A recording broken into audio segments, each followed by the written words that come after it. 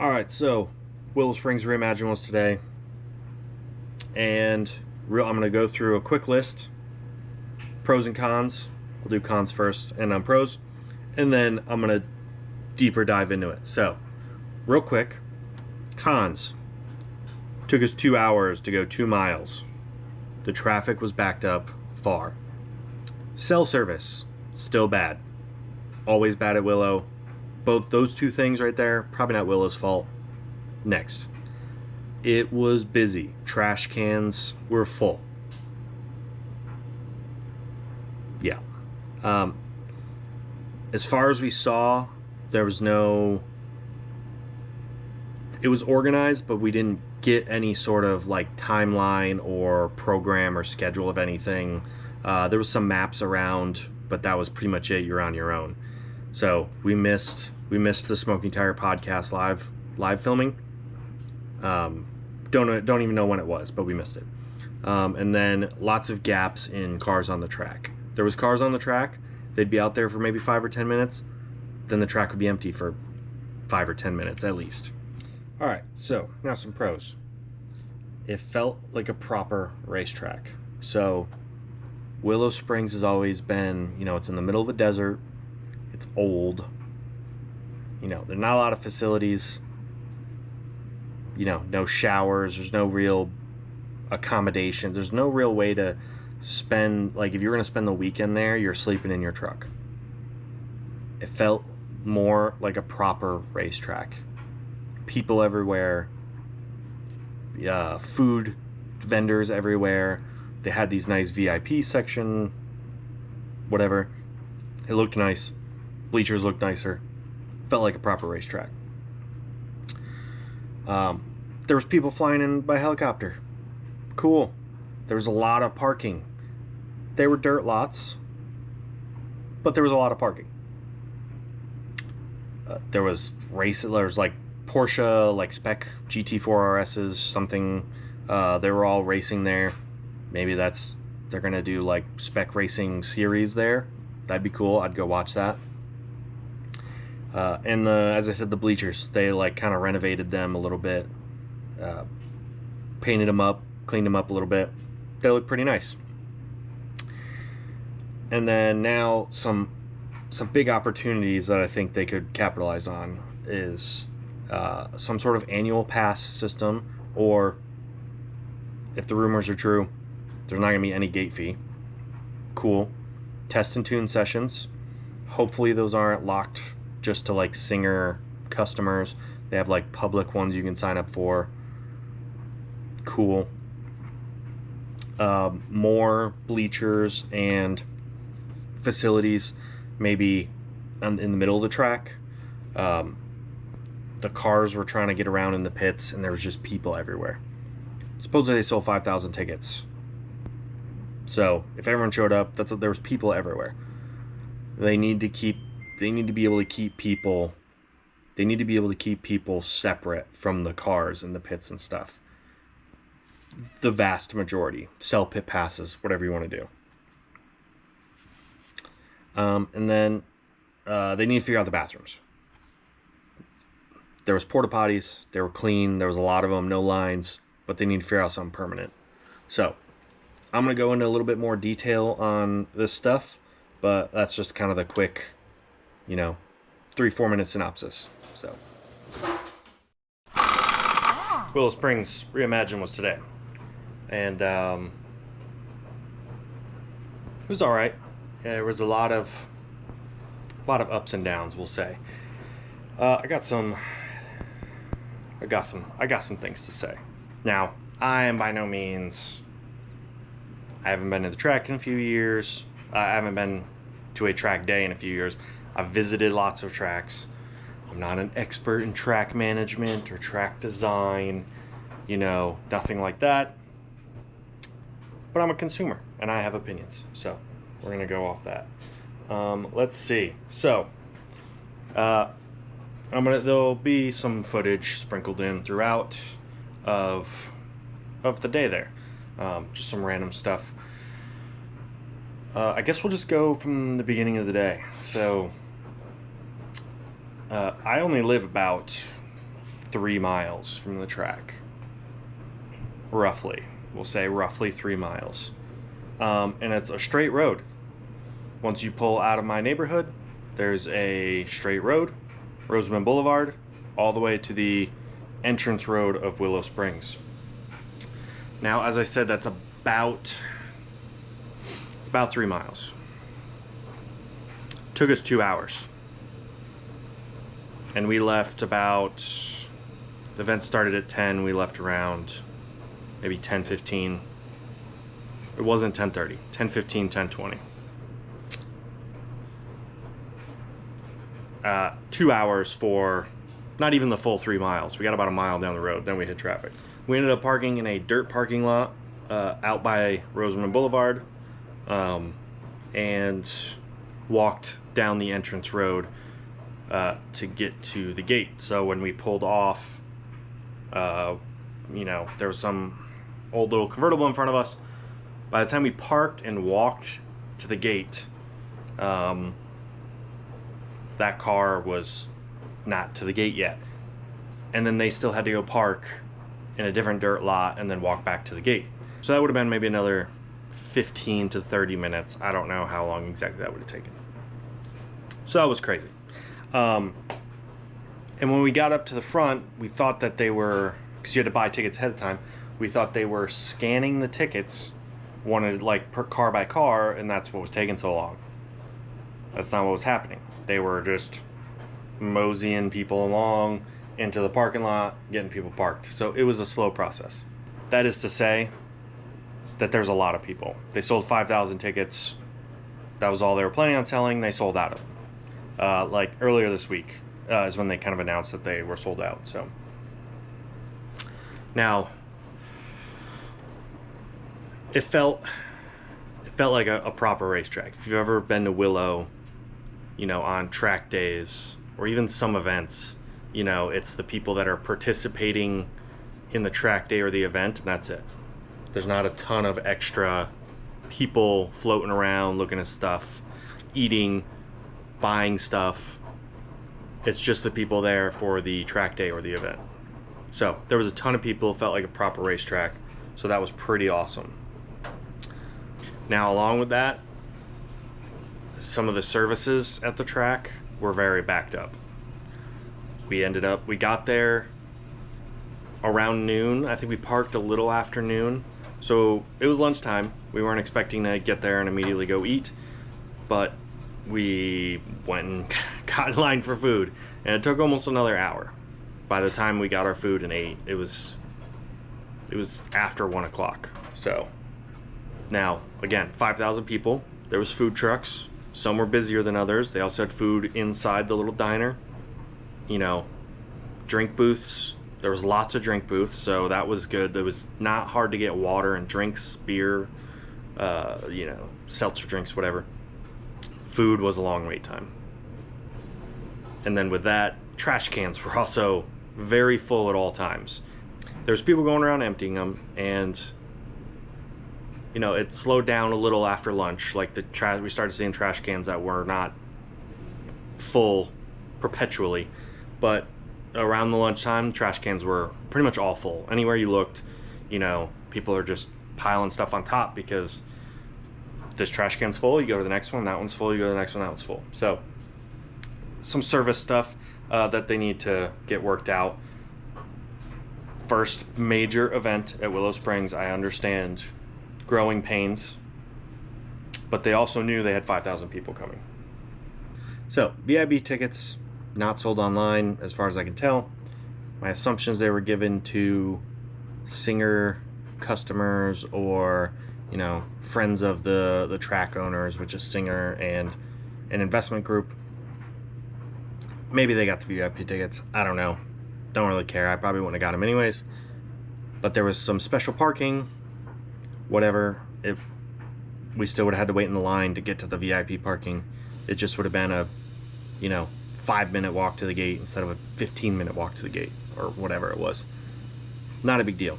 They were also flying people in via helicopter, assumedly from Fox Field, just based on the direction the helicopter was going and then how fast it was the helicopter would leave and come back and leave and come back, whatever. And then they were going in these black vans, like Sprinter vans, taking them around the grounds. They weren't taking them on track, taking them around the grounds. Whatever. Don't need to do that. Not a big deal. Just thought I'd put the info out there. One of the good things we saw, obviously Singer does Porsches. They had, I think, 8 kind of Willow Springs wrapped Porsches GT4 RSs, and they were running them around the track like racing.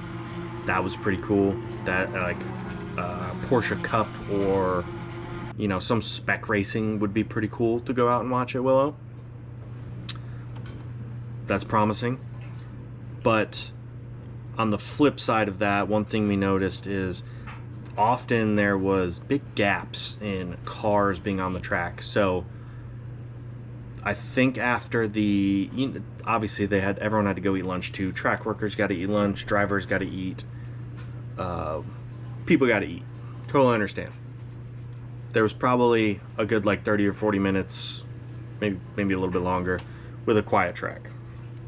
Fine. Once they started sending cars back out again, there was some like older Porsches. There was like almost like an RWB type Porsche with like the big whale tail thing on it, and a couple other things.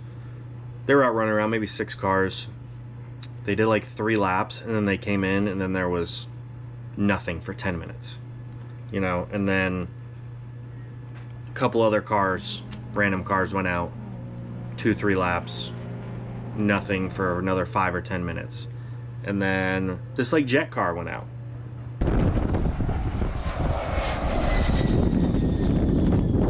It went out on the warm-up lap, came around, and I was sitting in the bleachers, got some good footage of it going by, whatever. And then I went down the bleachers to kind of be up by the fence to maybe get a better video of it, and they pulled into the pits on the next one. And I was at the pit exit, and then it went into the pits. So it didn't even do 2 full laps from where they went out, went around, 1 full lap, and then pulled back in. So I was like, okay. And then, you know, another 5 or 10 minutes, maybe longer this time, and some like old random trucks went out there. They weren't like race trucks, they were just old trucks. So I was like, okay, well, I guess this is it. So that was around the time when we ended up leaving. But they could really have some like good stuff to watch if there's always cars going around the track. I mean, like it could be pretty good. Like you could always have something to watch, basically, is what I'm getting at. So having those long periods, having a car on the track for 5 minutes and then having 10 minutes of nothing on the track, just like, you're not going to keep people there. Like we watched maybe 5 or 6 full speed hot laps by cars, and then it'd been 45 minutes, so we were like, okay, well, this is going nowhere. But there's lots of potential for good racing and good series and like lots to watch. There's already a lot of seating. The stands were not full. All of the stands were not full. At least not when I was near them. Maybe earlier in the day before we got there. I don't know what was going on. Which leads me into the next thing. There was really no organization publicly that I saw. You know, no timeline, no map of events. Like, there's a map of where stuff was just on a couple walls randomly, but there was no like, here's like a pamphlet, or, you know, go like, here's a QR code, download the brochure, this is our schedule. You know, like they had the Smoking Tire podcast did a live viewing.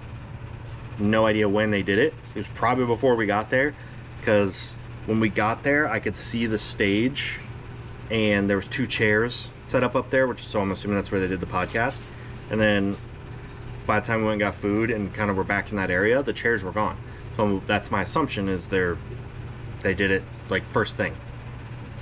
Don't know, because there was no like schedule.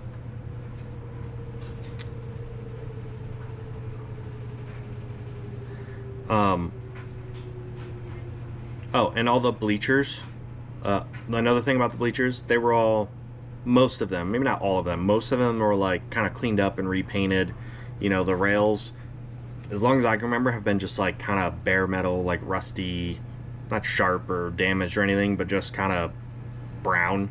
Now they painted a bunch of them black, I think they redid the paint on the white, like where you sit and walk and stuff, but they looked all right.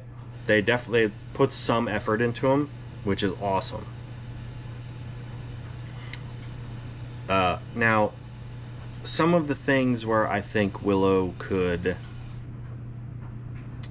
just another step, just for like the commoner, you know, me, right? For the random person that wants to take their family there on a random weekend, watch some racing. Now, I think annual passes to get just into the track would be awesome. With that said, rumor is they're not going to have a gate fee at all, which I've been to other tracks, we'll call them premium high-end tracks, whatever you want to call it. You know, we went to a lot of tracks in New Zealand. None of them had entry fees just to go sit, or just to like watch cars go around the track. Highlands Motorsports Park had an entry fee for the museum, and they had go-karts and stuff. Obviously you got to pay for all that, or if you actually want to drive on the tracks, you got to pay. But you could just pull into the parking lot, and then you can walk down the little path, and there's an overview of the track, and you just watch cars go around the track. That's pretty much how all the tracks were in New Zealand. Here, America, it's not like that. Now, if they do go that direction, where there's no gate fee, it's going to be more expensive to race there, which it'll work out, probably, you know, how much, depending on how much they raise the gate fee by. They raise it 2 to 3 times, you know, that's a lot.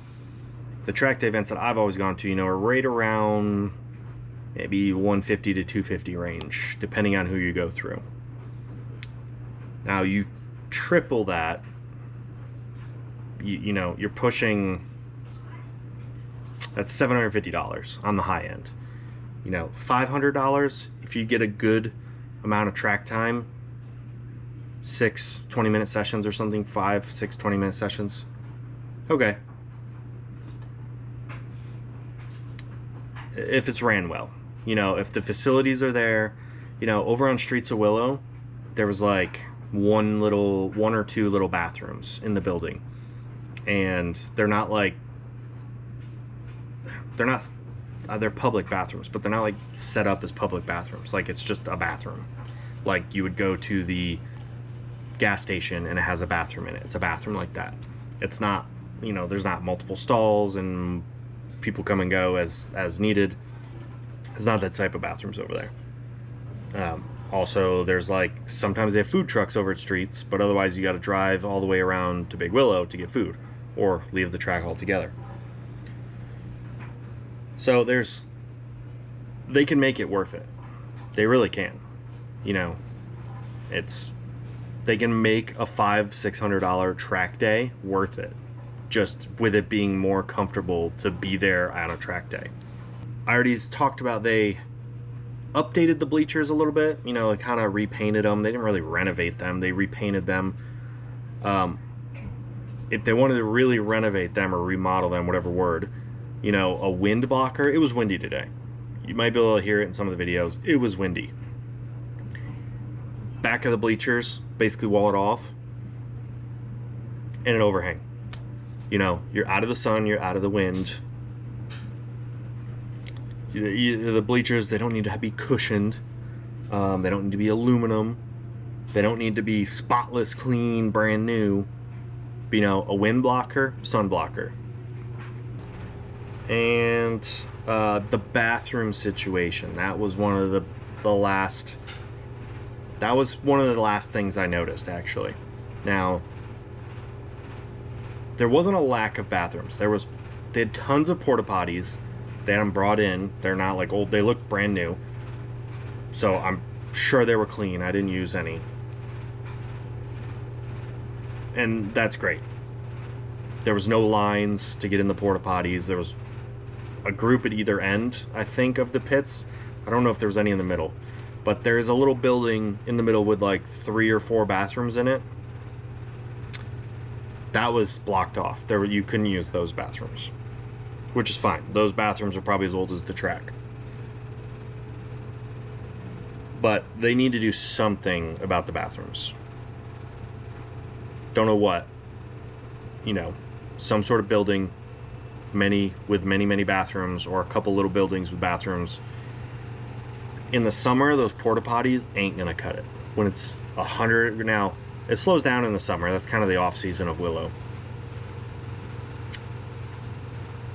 When it's 110 out, those porta potties are not. I don't care if they're brand new. They're gonna be bad. They're gonna smell.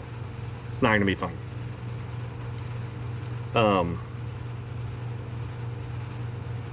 Yeah, it's gonna be rough in the summer.